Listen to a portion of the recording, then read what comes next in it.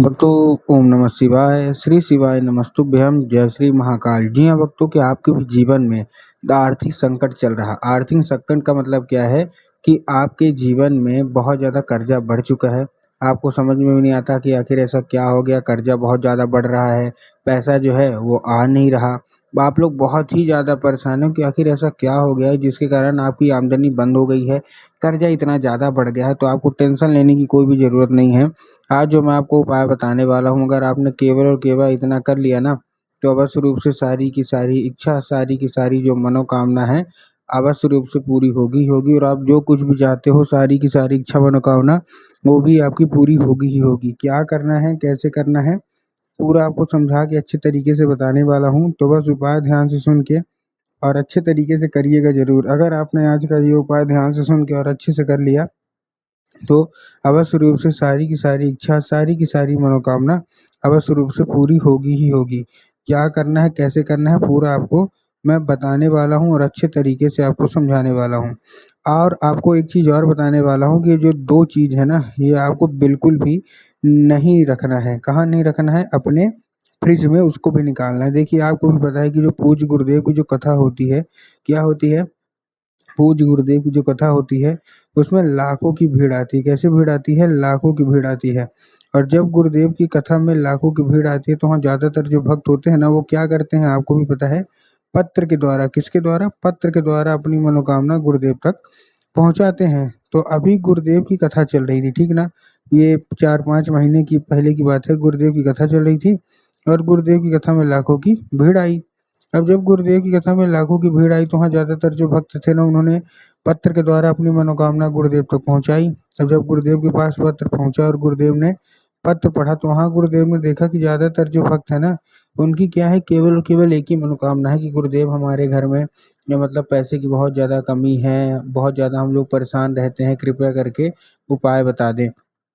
जब गुरुदेव ने देखा, तब गुरुदेव ने 1, 2, 3 उपाय बताए, 2-3, और सतर्क भी किया कि ये सब चीज़ें हटा देना ताकि तुम्हारी मनोकामना पूरी हो जाए। जब गुरुदेव ने सब बताया, तब उनकी मनोकामना पूरी होना स्टार्ट हो गई और उनका जो जीवन है ना, बहुत अच्छा हो गया, ठीक। तो चलिए चलते हैं हम लोग उपाय की ओर। लेकिन देखिए, मैं आपको बताने का वाला हूँ कि जो पहली बात, जो 2 चीज़ है ना, जो आपको फ्रिज से हटा देनी है, सबसे पहले हमको वो छोड़ना है। देखिए, आपको भी पता है कि जो घर के बाहर हम लोग क्या लगाते हैं, नज़र से बचने के लिए नींबू और मिर्च लगाते हैं ना। क्यों लगाते हैं? क्योंकि उससे नज़र से बचा जा सकता है। लेकिन इसके पीछे का कारण क्या है, हम सबसे पहले वो जानेंगे और फिर इसका उपाय हमको बताना, मतलब बताऊँगा मैं आपको। देखिए, सबसे पहले आपको करना क्या है? इस उपाय को करने के लिए सबसे पहले आपको अपना फ्रिज खोलना है और देखना है कि नींबू और मिर्ची साथ में तो नहीं रखी है। अगर आपके घर में नींबू और मिर्ची साथ में रखी है, तो तुरंत उनको अलग कर दीजिए। साथ का मतलब क्या है? साथ का मतलब सिंपल सा है कि इकट्ठा, ये नहीं कि फ्रिज में कहीं भी रखे तो आपको हटा देना है। इकट्ठा एक डलिये में या एक जगह कहीं भी हो, उसको तुरंत हटा दीजिए। अभी से ध्यान से उसको हटा दीजिए। क्यों हटा दीजिए? देखिए, हम लोग घर के बाहर क्या लगाते हैं? नींबू मिर्ची लगाते हैं। क्यों लगाते हैं? क्योंकि नींबू और मिर्ची को देख के जो दरिद्रता होती है ना, वो आपके घर में प्रवेश कर जाती है। क्या कर जाती है? वो आपके घर में है ना, वो प्रवेश कर जाती है। और जब दरिद्रता घर में प्रवेश करती है, तो जो रहती है माता लक्ष्मी, वो हमारे घर में प्रवेश नहीं करती। क्यों? क्योंकि दरिद्रता आ जाती है। इसलिए आपको करना क्या है? आपको एक चीज़ का ध्यान रखना है। क्या ध्यान रखना है? सिंपल सा आपको ध्यान रखना है कि आपके घर में नींबू और मिर्ची नहीं होना चाहिए साथ में। अगर है तो तुरंत बाहर कर दीजिए। और बाहर करने के बाद उसको क्या करना है? उसको सिंपल सा एक काम करना है। बाहर करने के बाद उसको चुपचाप क्या करना है? घर के बाहर उसको लगा देना है। पूज्य गुरुदेव कहते हैं कि अगर आपने ऐसा कर लिया, तो दरिद्रता आएगी तो आपके घर में, लेकिन दूरी से ही वो बाहर चली जाएगी। मतलब फिर उसको और कुछ नहीं करना पड़ेगा, वो देख के ही बाहर चली जाएगी दूरी से। उसको और कुछ नहीं करना पड़ेगा और माता लक्ष्मी का आगमन आपके घर में हो जाएगा। ठीक ना? तो ये आपको अवश्य रूप से कर ही कर लेना है, ठीक? ये था कौन-सा? ये था, हमने सतर्क किया आपको। अब मैं बात करता हूँ उपाय के लिए कि आपको उपाय कौन-सा करना है। ठीक, अब उपाय के लिए चलते हैं कि उपाय कौन-सा करना है। इस उपाय में आपको देखिए, सबसे पहले आपको 5 कनेर के फूल लेने हैं। क्या लेने हैं? 5 कनेर के फूल। अब जब आप 5 कनेर के फूल लेंगे, तब आपको ध्यान रखना है कि जो फूल है, वो कहीं से भी कटा-फटा या खंडित नहीं होना चाहिए, पहली चीज़। 5 कनेर के फूल लेने हैं, ठीक ना? कहीं से भी खंडित नहीं होना चाहिए, पहली चीज़ ध्यान रखना है।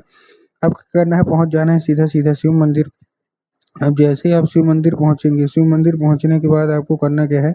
जैसे आप शिव मंदिर पहुँचेंगे, शिव मंदिर पहुँचने के बाद सबसे पहले आपको दक्षिण दिशा में खड़े होना है और उत्तर की ओर अपना चेहरा कर लेना है। अब देखिए दक्षिण और उत्तर में ना बहुत सारे लोग कन्फ्यूज़ भी होते हैं कि दक्षिण क्या है, उत्तर क्या है? हमको थोड़ा साफ-साफ बताओ। तब गुरुदेव ने साफ-साफ बताया है कि आप जिस भी शिव मंदिर जा रहे हैं, उस शिव मंदिर का जिधर साइड जलाधारी हो, आपको अपना चेहरा उधर साइड करके खड़े हो जाना है, ठीक? तो आपको क्या करना है, खड़े हो गए? खड़े होने के बाद आपको एक नाम लेके, कौन-सा? महादेव का बहुत ही सुंदर सा नाम है श्रम्भेश्वर महादेव। तो आपको श्रम्भेश्वर महादेव का नाम लेके उन्हीं का स्मरण करके आपको चुपचाप क्या कर देना है, पहला जो फूल है वहाँ अर्पित करना है। उसके बाद जो हमारा दूसरा फूल है, वो आपको कहाँ अर्पित करना है? जो हमारा दूसरा फूल है, वो आपको अर्पित करना है माता शुक सुंदरी के ऊपर। अब देखिए जिनको पता है कि माता शुक सुंदरी की जगह कहाँ होती है, उनका तो ठीक, लेकिन बहुत सारे ऐसे लोग हैं जिनको यही नहीं पता कि माता शुक सुंदरी की जगह होती कहाँ है।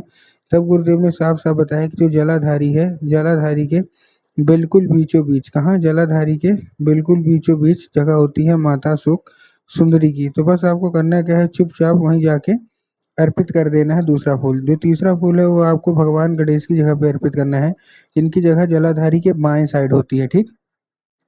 तो आपको बाएँ साइड में तीसरी जगह आपको अर्पित करना है। उसके बाद जो चौथी जगह है, चौथा जो फूल है मतलब, वो कहाँ अर्पित करना है? जो हमारा चौथा फूल है, वो आपको अर्पित करना है जो हस्तकमल होता है, माता पार्वती का जो हस्तकमल होगा ना, तो चौथा फूल आप वहाँ चुपचाप अर्पित कर दीजिए।